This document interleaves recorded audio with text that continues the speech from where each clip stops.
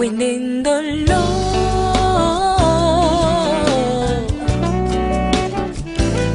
Le micro, Rose.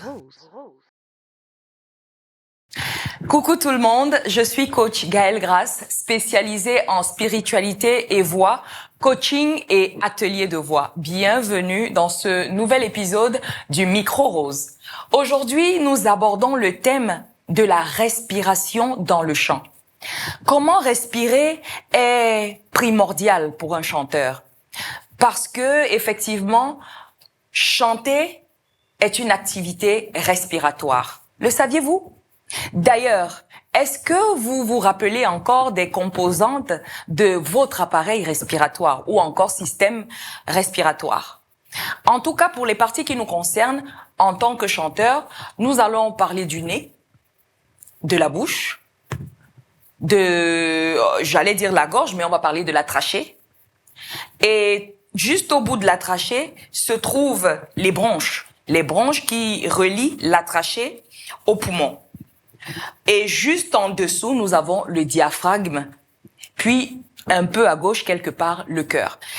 Évidemment, le tout forme dans ce système respiratoire qui nous est nécessaire quand il s'agit de chanter.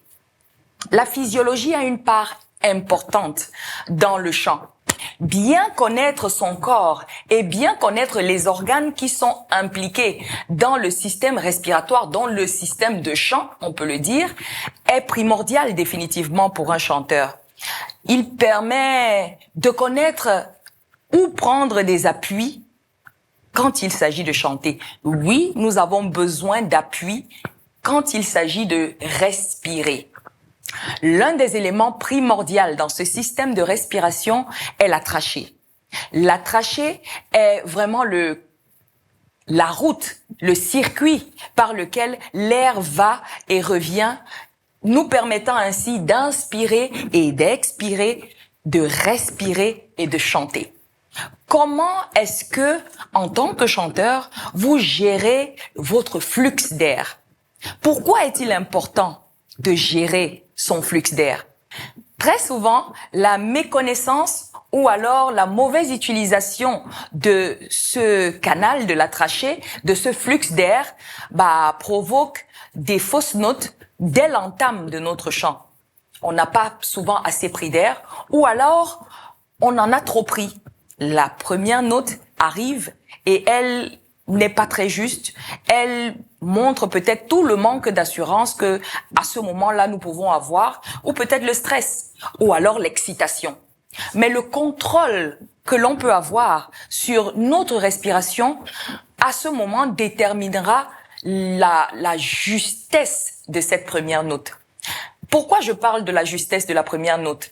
Parce que quand on est face à un auditoire, quand on est face à un public, quand on est face à un jury, ou quand on est face à son propre micro, en studio ou sur une scène, très souvent, lorsqu'on a réussi à énoncer la première note avec justesse, on peut être sûr à 50% que l'exercice sera lui aussi réussi jusqu'à la fin. Attention, la dernière note a tout autant la même importance que la première, parce que elle viendra déterminer, elle viendra effectivement confirmer que l'on a bien géré sa respiration. Parce que très souvent, si on n'a pas bien géré sa respiration, alors la dernière note manque de justesse, elle dandine et on laisse une empreinte mitigée dans l'esprit de notre auditoire.